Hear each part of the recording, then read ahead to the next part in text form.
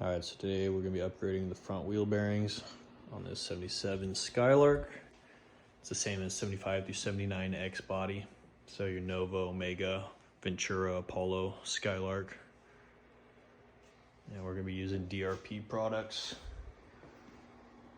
So they've got some REM polish. They use like a chemical polishing process for some ultra low friction wheel bearings. And then we're gonna be using their wheel bearing spacer so you can set your preload instead of having to set your preload with the spindle nut. So then you can tighten down that nut as tight as you want. We're also using their ultra low drag wheel bearing grease. And then we're using some Dorman spindle nuts and dust covers just to keep everything fresh.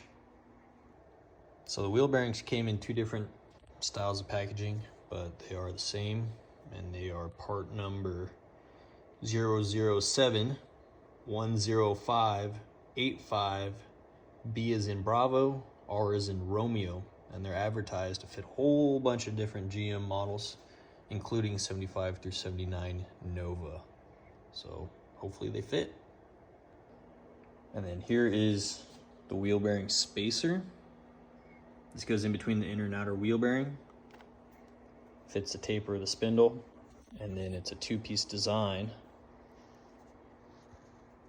And you can incrementally adjust your preload, and then you got a set screw to lock it in place, and then you do your final assembly.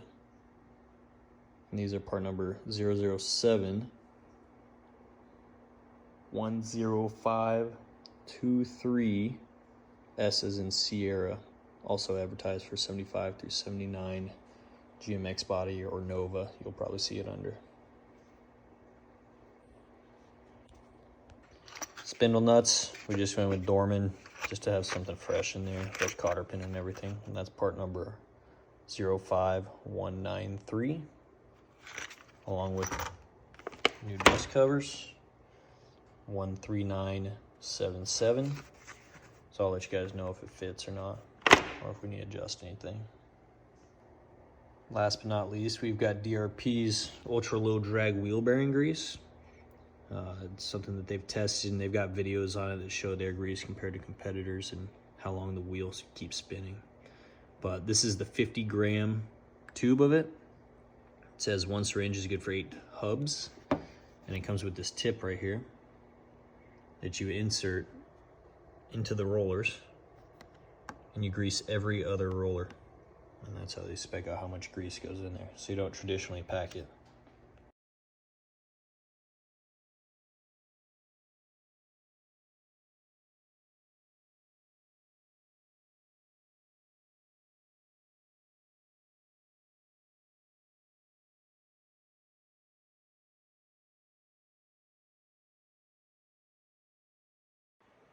All right, so we're ready to work, but safety is #1 priority so that we can keep on doing this, right? So make sure to chalk them wheels front and back, side to side, whatever. Make sure that thing don't move. Jack that car up, throw some jack stands under the frame. Double or triple check that. Make sure that they're sitting good before you ever put your body under there. And then I throw the wheels under there. I'd rather have something there physically if those jack stands failed than my body catching it. So now that we got that thing safe, got the wheels off, we're ready to tear up in this. It's pretty clean in there, thank goodness. But we'll pull off the caliper, then we'll pull off the rotor, and start having fun. All right, these are a bolt-on Willwood D52 caliper. So the hardware's a little bit different. This uses a 3/8 drive hex head for those sockets bolts, but there's one up here, and then there's one right down here. So we're gonna remove the caliper, move on to the next step. All right, we got the caliper off. I zip tied it up to the control arm so it's out of our way, but safe from falling and stressing that stainless steel brake line there.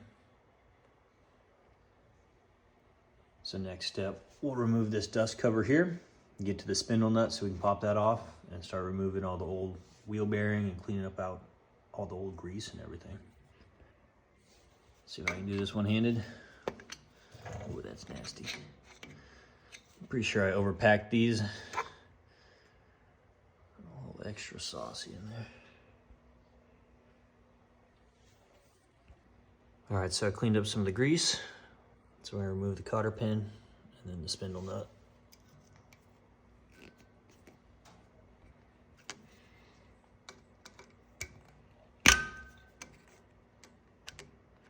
See if I can get the needle nose right into the cotter pin and work it out.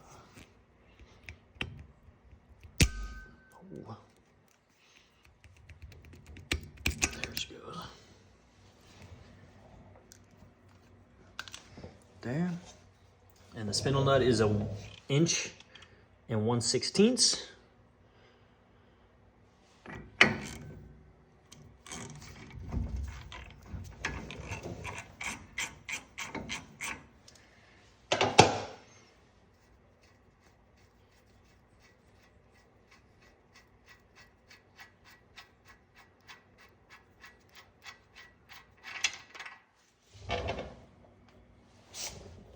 And then we'll pull the washer out.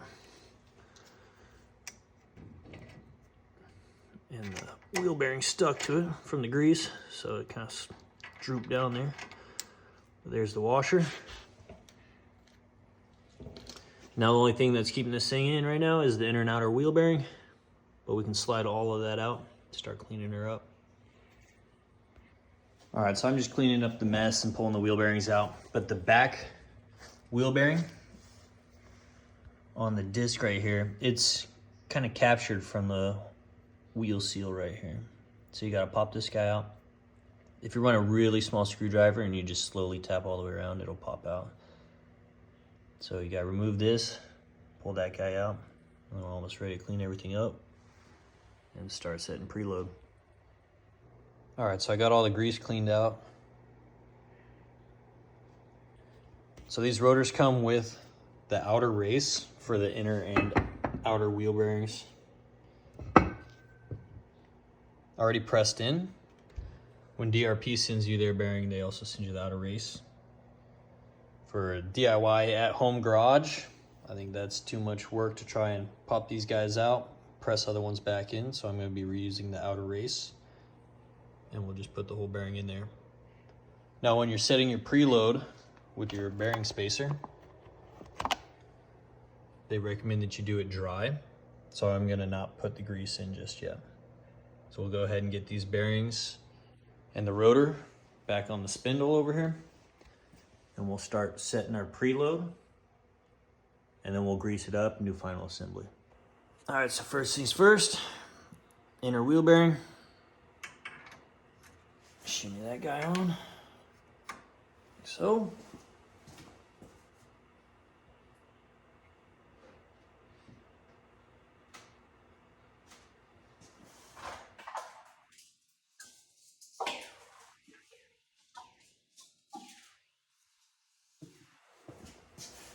Our DRP bearing spacer. We're gonna back this out to about, I'd say 75%, and we'll work our way in from there. Give us kind of a good baseline.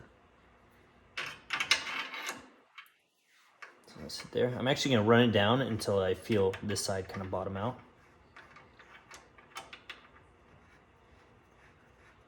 Just like that. We'll just start there. Now we're gonna go ahead and put the rotor on. No wheel seal in here yet. We're just gonna let that kind of balance stay.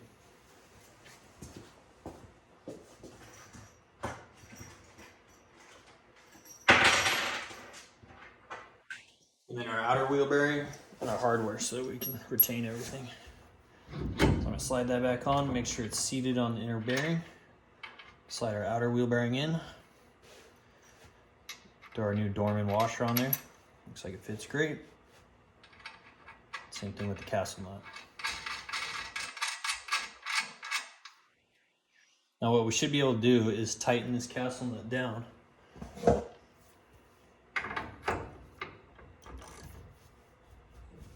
And have free spin action like that. God damn. Okay. That's impressive. There's no grease in there. I just snugged that thing down and tested it. That's all right. So on the next side, we'll do a pre-spin before I do the bearings, and we'll show you the difference in this.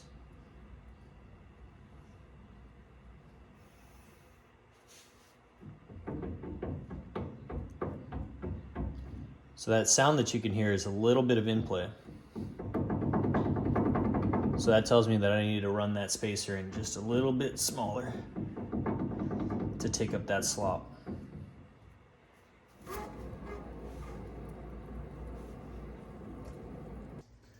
All right, so here's factory wheel bearings. That's all you get.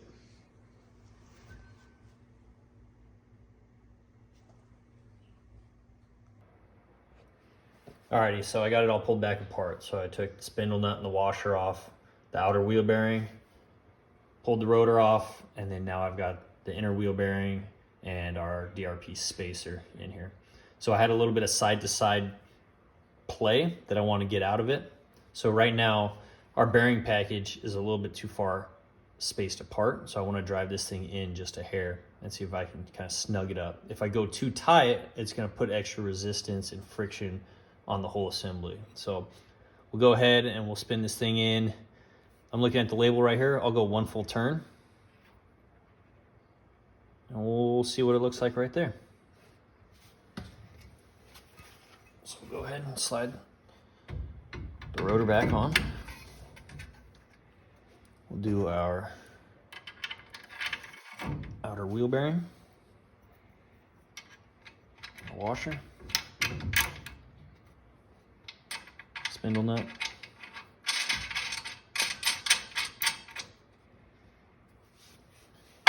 snug this thing down. Oops. Get you back over there. Snug that down. So 1 full turn, too much. So I've got friction on that thing. So we'll tear it all apart, redo it.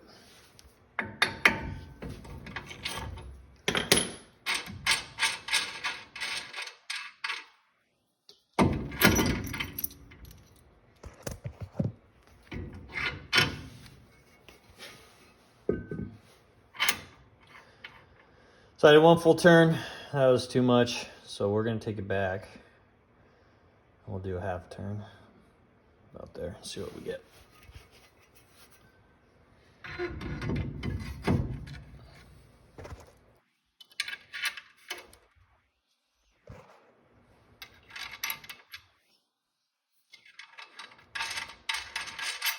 You're doing all this dry, setting the preload, and then you'll go ahead and lubricate the bearings, put your wheel seals in, and slam it all together for a final assembly.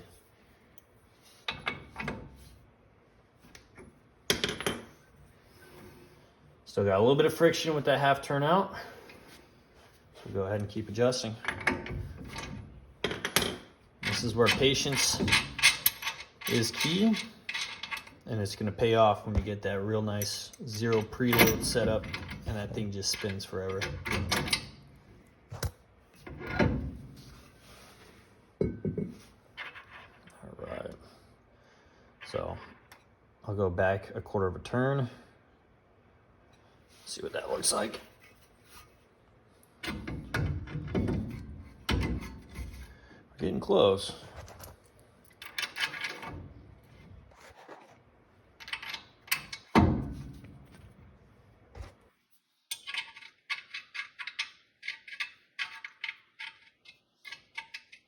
Come on, Castleman.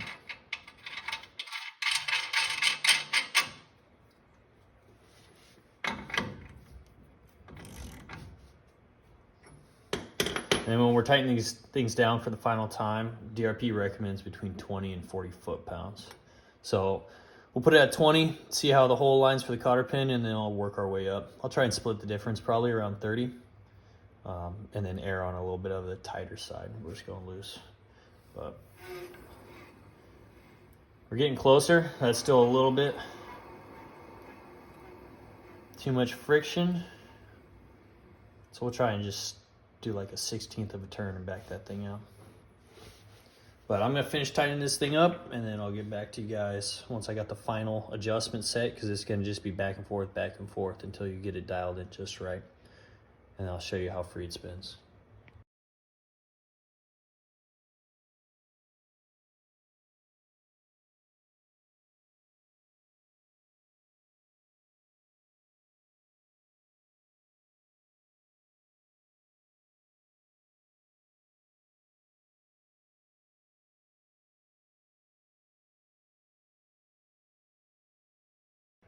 All right, so I got the ideal pretty much zero preload set, but there's no additional friction on those bearings or anything. It rolls pretty great.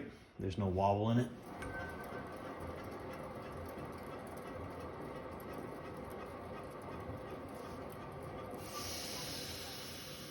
So now what we'll do is we'll Loctite that spacer so that we don't lose that preload adjustment, and then we'll grease the bearings and we'll go ahead and do the final assembly.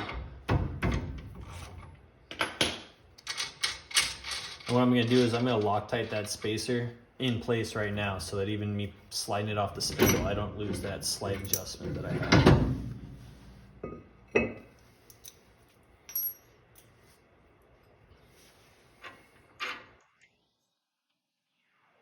But I snugged it up last time so that I wouldn't lose it. So we're gonna go ahead and pop the set screw out. I'm gonna just leave it right there. Take your Loctite blue 242, shake that stuff up because it kind of settles over time.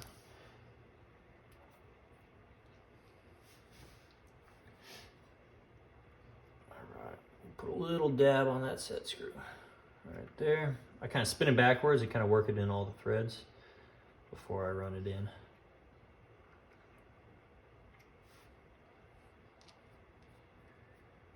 And we'll go ahead and snug that guy.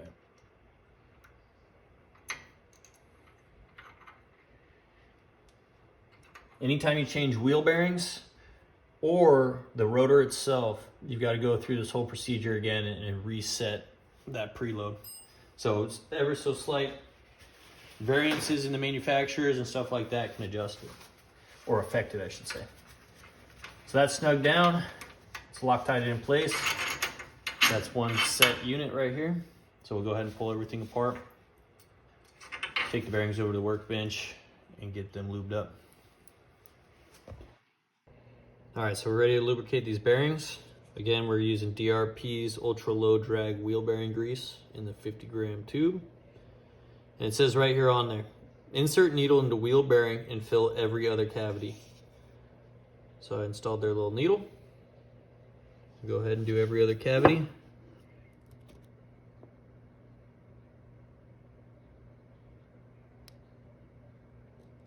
It's kind of cold out, so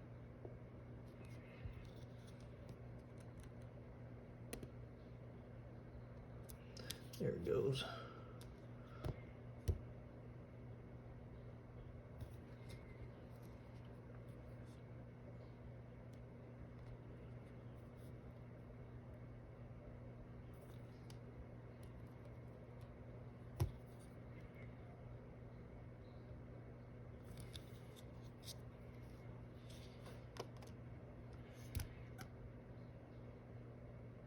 Yeah, the amount of grease that we're using on these compared to what was in the car before was definitely over-greased, which does not help as far as reducing friction and going faster.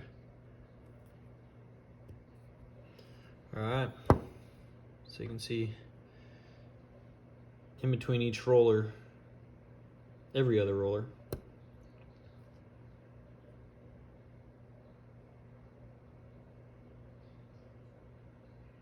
has been greased.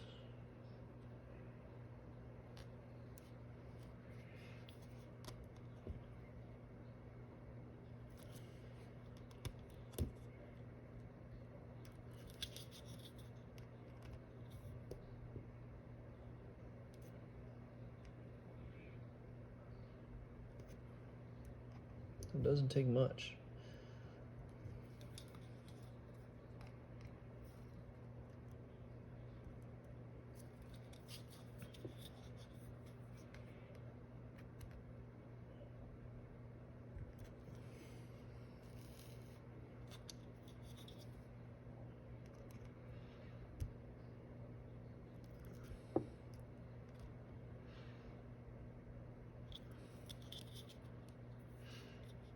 There's an uneven amount of rollers on this one. So if I skip every other one, I get to the point where it skips 2. So, sorry DRP, I gotta do something. I'm not gonna leave one roller not to fend for itself, so I doubled it up on the very last one. I think that'll be fine though. So really it's pretty minimal lube to what you'd probably assume to be the correct amount. These guys know what they're talking about. All right, so for our X-Body cars, it's kind of interesting because everything's kind of integrated into the rotor. So we got to take our spacer that we've already Loctited the set screw. And we got to drop this guy in there. And he's just going to hang out in there. The reason why we got to do that is because there's no other way to get it in.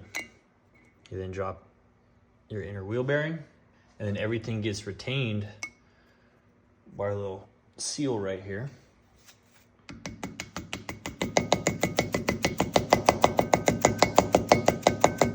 So that's the order that it's all got to go in before you can even slide it on the spindle. So now we're going to take that whole assembly with the inner wheel bearing and the DRP bearing spacer. We're going to go ahead and work that on the spindle. We're going to go ahead and grab our outer wheel bearing. Get that seated. Our washer, our castle nut. Get that snugged up. Got our torque wrench set to 30 foot-pounds right now. So I told you guys I'd split the difference. So right there. And we're just about on a hole, so I'll probably go a little bit more than 30 pounds. All right, so I got our hole to line up. So we'll go ahead and put in our new cotter pin. I like to go from the top. That way, if anything were to fail, it can't just drop right on out or, I don't know, not be retained anymore. Some pliers.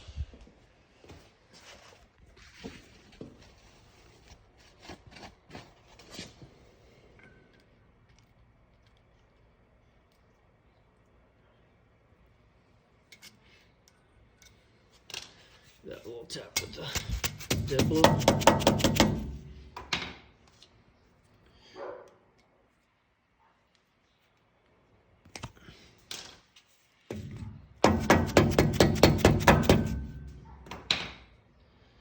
And we're in.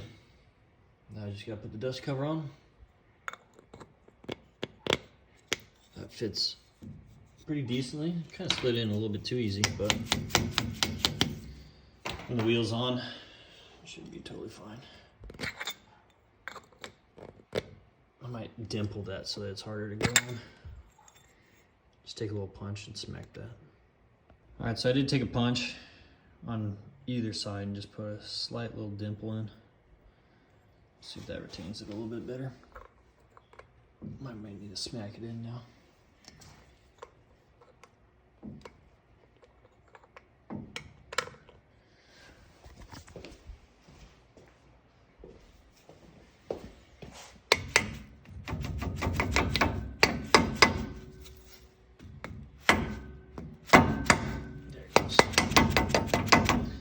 That's a better fitment right there.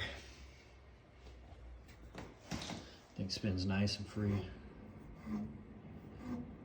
So now we just got to clean off the rotor. Get all those greasy fingerprints off both sides. And then we'll reassemble the brakes.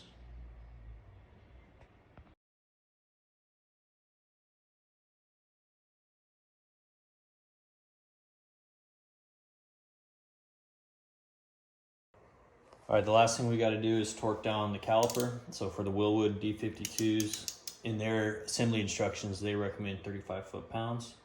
So that's what we're going to do here.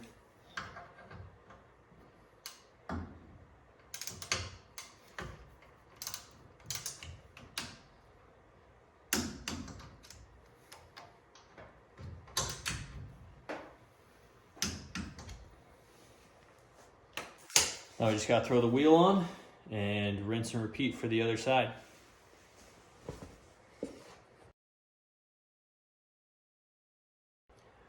All right, once everything's put together, it's a little underwhelming.